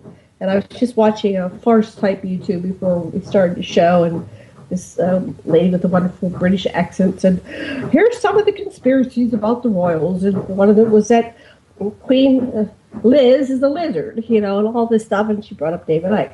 And David Icke said that. And so what is the evidence of that? Can we even prove it? So you explored this extensively. You've got people like Stuart Swerdlow. Stuart actually came to our house about 10, 15 years ago. We went and visited him in his house, so we got to know each other a little bit better. So what are you saying that Stewart is offering? What exactly is he saying? Is he saying that the Anunnaki are reptilians, or they're separate factions, or who are these people? He doesn't quite approach it the same way as David Icke, right? But he does approach the subject. I think he's different. He's different. I think he does mention the fact that the Anunnaki are related to the Draco, what we know as the reptilians. I think that's basically what he says. I'll have to go back over his new book through. Yeah, what he says, if I remember correctly, is that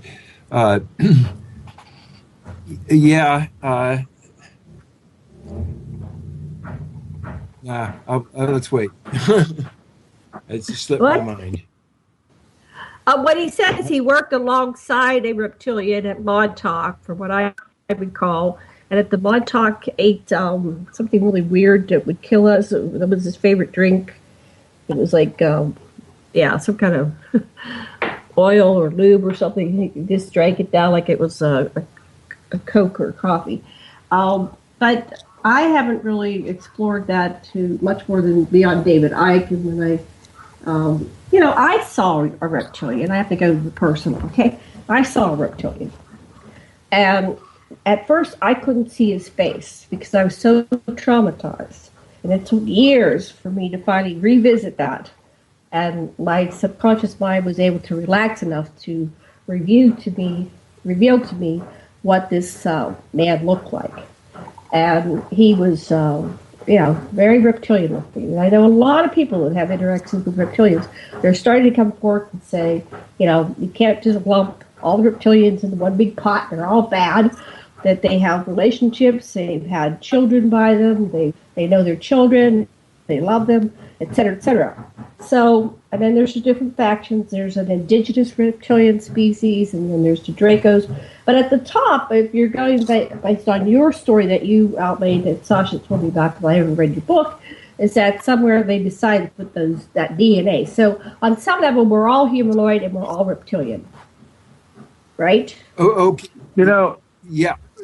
And also, I remember what Stuart had said about that. Actually, that the Anunnaki were giant Lyrans, basically, who had gone to the Pleiades after they fled the initial Draco invasion of the Lyran group, and they didn't. They somehow they were this supposed to be the head of the Unity Kingdom, and they wound up leaving and settling Nibiru, which was a breakaway from Sirius C when it went off, and so forth.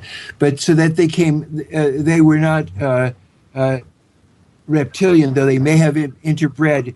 We know that humans and reptilians can interbreed. So there was some talk about that. But basically, they are great big Caucasian people and they came much later in the history of humanity, after there'd been a lot of waves of humans on Earth. Oh, okay. Now, were they anything like the Syrians from Sirius? Yeah. Didn't some of them go to Sirius? Who were the ones from Sirius? Who are they all? What are they all about? Sirius has, if I got it right, has somehow asked Stuart to be like their ambassador, and their aim is, for whatever their reasons are, is to stop destructive war on this planet too. That's what Stuart's message seems to be. Right. He can't get out of it. You're our ambassador. You go tell your story. Knock it off. Yeah. What I question is, these species can all reproduce, but is it through the act of natural copulation, or is it through genetic manipulation and cloning that you're getting these hybrids? It seems like with the Greys that there's a hybrid program where they have to remove the fetus and they put extra DNA and they have to grow them outside of the womb. It doesn't seem to be from physical copulation. So my understanding is that the same species, and there was something about, even if you go back to the Anunnaki story, they wanted the children to be reproduced through copulation. That's why they didn't even manipulate to the point where they created a boy. He wanted all these boys, and he kept having girls, and he got pissed off. But there had to be, the children had to be produced by making love, by having sex, and not just in a lab. So, anybody have any idea what that's all about? I don't know that. What about you, Jim? What do you think about that? I really don't have an opinion about that. I do. Yeah, I do some work with some people that have had experiences with reptilians, and what the reptilians, looking at a lot of cases, are they like sex, not just to reproduce, but they like to have sex, and women that have friendly reptilians as lovers get all turned on, and some of the reports are, they're like 60 and they feel like they're 20 with their reptilian lovers, and so there basically seems to be consensual sex that results in children between reptilians and Homo sapiens. You're talking about the hybrids. You're talking about the hybrids, basically, right? Absolutely, Well, yeah. Gray hybrids, but there's reptilian hybrids, yeah. Right. Yeah, absolutely. And the gray hybrids are have a brilliant ability to care for and feel other people. Yes, evidently they're empathetic. What they call they're empaths, which Corey Good was also. I'll tell you what. The way I look at the whole thing at this point, there's no question in my mind that the goal of the reptilian presence on this planet is artificial intelligence. That's where they're heading. So if that's true, and they want artificial intelligence to dominate us, then that can't be helpful to us. That means they're going to do away with us once they've achieved that goal, the so-called singularity. What do they need us for anymore after? The 20 and back people are reporting that some of these, one of the uses is to board them, to mix the human soul into a body that is, exactly. AI. And so then they become like another type of hybrid between human and robotics. Exactly. Yes, exactly. So that's happening. So that's happening. The question of the soul. Can a soul survive? Can a soul? What are the limitations of the soul coming into form and animating? Is it limited only to like a human soul body? Or can a human soul survive in a hybrid body? Is it 50%? Oh, we're out of time. Oh my goodness. We will have to pick this up again. This is very fascinating. My understanding is that human soul cannot adapt to a hybrid body. Truly. We'll talk after. Stay on air after we close. We'll continue this conversation back later. Aloha, love and blessings. Aloha! Aloha! Aloha!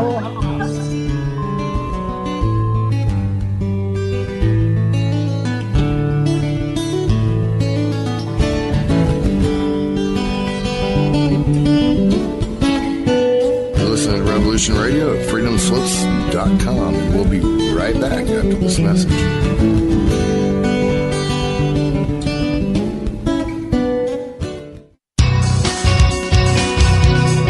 Thank you for listening to Revolution Radio at freedomslips.com. Any commercial advertising you may hear in this program is of the sole discretion and benefit of the host of whose program you are listening to. Revolution Radio does not endorse any commercial products, nor does it accept monetary compensation for on-air advertising of commercial products, nor will it ever. We are and shall remain 100% listener supported. Any product advertising on this program are considered used at higher risk, and Revolution Radio shall not be held liable for any claims or damages received from any product advertised within this program. Revolution Radio, where information never sleeps.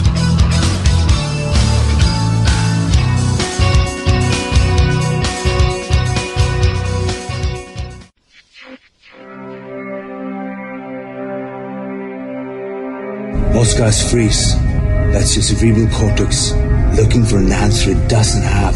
See? Even your brain knows you're screwed. The body's filling with adrenaline right now, whether you know it or not. Your heart's beating fast. It's getting a little harder to breathe. The neurobiological system is telling it to run, but your knees are too weak to move. Fear is not real. The only place that fear can exist is in our thoughts of the future. It is a product of our imagination, causing us to fear things that do not at present and may not ever exist. That is near insanity. Do not misunderstand me. Danger is very real, but fear It's a choice. We are all telling ourselves a story. You're listening to Revolution Radio at freedomslips.com. 100% listener-supported radio. Reporting to danger. Unafraid. Right here, where information never sleeps. Revolution Radio.